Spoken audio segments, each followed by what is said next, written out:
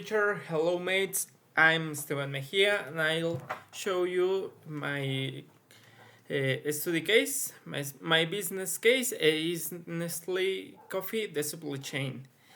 Where is this happening? Nestlé is a multinational brand, but for this business case, we will talk about Mexico, Guatemala, and Brazil.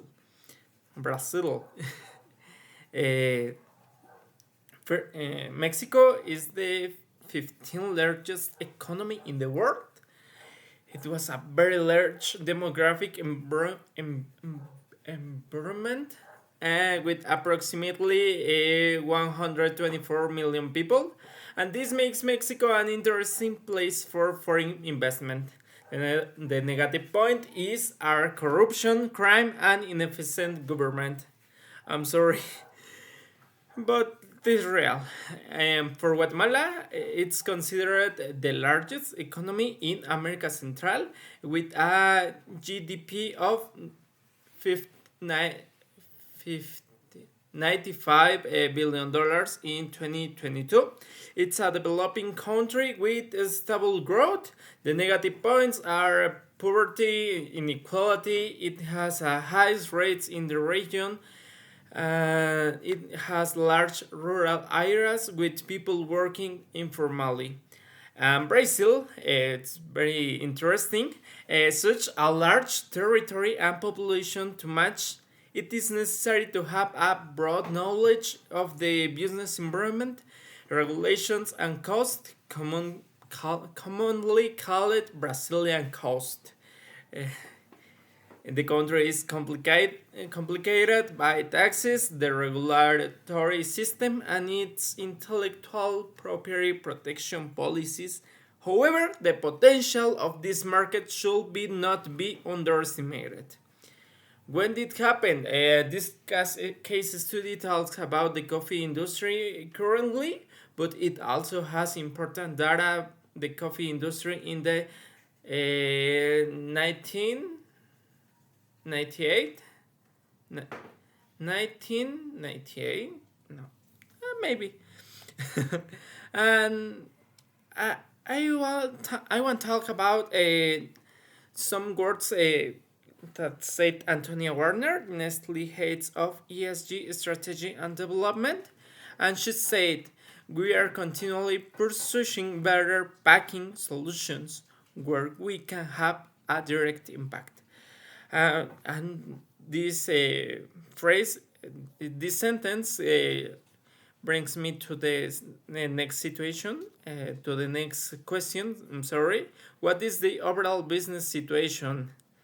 It's a company dedicated to selling nutrition, health, culinary aids, dairy products, pharmaceuticals, ophthalmologics, baby food, cereals, powdered drinks, liquids, behavior, water, ice cream, coffee. I tried name the majority, but something impossible. It should be illegal that a company had many brands. It's amazing and something I don't know. I should be scared about it. Um, following with Following with the business case, the company operates through segments: EMNA Zone, America Zone, Asia Zone, Africa, Oceania, Nestle Waters, Nestle Nutrition, among others. In the 2021 annual report, they highlight their innovation focus, I'm sorry, teacher, on the three main pillars: consumer focus, digitalization, and sustainability. With this, they expect to make advances in their packing, making them better sustainable and less harmful to the planet. And some data, important data about it. And I want follow to the next question. and it is define the problem and list all the variables that affect it. First, the price of coffee can change daily because many factors, the available coffee supply, the demand for it, the quality of the coffee, whether some else is paid to do it, and whether there is direct or sales intermediators. Second is the farmer can choose to sell to someone else. The farmer can be decide if sell his coffee to Nestle or someone else. In fact, some government agents in some countries control this market. Quality issues. This is other biggest problem because when we are talking about something that we need to make with the environment in the real world, many things could be affect the quality. We could talk about a bad quality, um, something like this. And fourth, I could say taxes. Nestle works in about 20 different countries. Each country had different taxes, regulations, and it's some specific case each country. In fact, inside this country, many problems different. I don't know why I did my business case about multinationality is really need consult many data. My brain we will boom. My brain will do boom. I'm sorry, teacher. It's who else is involved? Growers. They do the primary process and drying or willing, and they work at a plot of land between 1 or 2 hectares. Intermediaries, they be involved in many aspects of the supply chain, buy coffee at any stage between the coffee cherries or green beans. They do some of the primary process or may collect together sufficient quantities of coffee from individual farmers to transport or sell to a processor. Then processors, individual farmers who are the equipment to process coffee or a separate processor or a farmers cooperative that pulls results to buy the equipment to convert cherries into green coffee beans. Government agents. In some countries, the government controls the coffee trade and perhaps by buying the coffee from processors at a fixed price and selling it in auctions for export. Exporters then they buy from cooperatives or actuations and then sell to the dealers.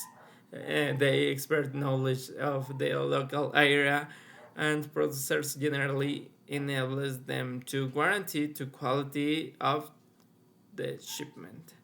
Dealers or brokers supply the coffee beans to roasters in the right quantities and the right time at price acceptable to boilers and seller. Roasters, people like Nescafe, whose expertise is turned green coffee beans into products people enjoy drinking. The company also adds value to the product all through marketing, branding, bagging activities. The retailers, retail sellers of coffee products, which range from large supermarkets to hotel and catering organizations to small independent retailers. All this data comes from the study case. Um,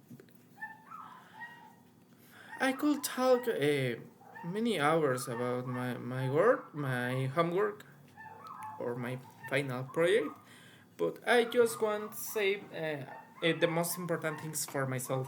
Nestle works with 20 countries. It's very impressionant how it's hard take notes about business in other country or in other another place. We are talking about 20 countries working just for one area, coffee. It's unbelievable.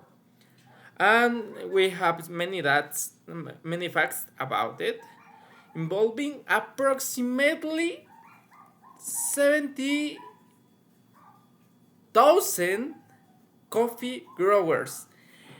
So much people. I can't imagine how they can do this. It's amazing. And we can talk about Nestle take care about the environment in the planet, trying to make I'm sorry, trying to better solution in their packing, and we can talk about the culture diversity and demographics. It's considered an integral part of their organization culture today. Their efforts are representative in four case areas of diversity, equitative inclusion, and people with disabilities, comunidad, race, and ethnicity.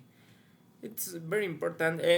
First, for people in race and ethnicity, people that really should be discriminated when they try get a job.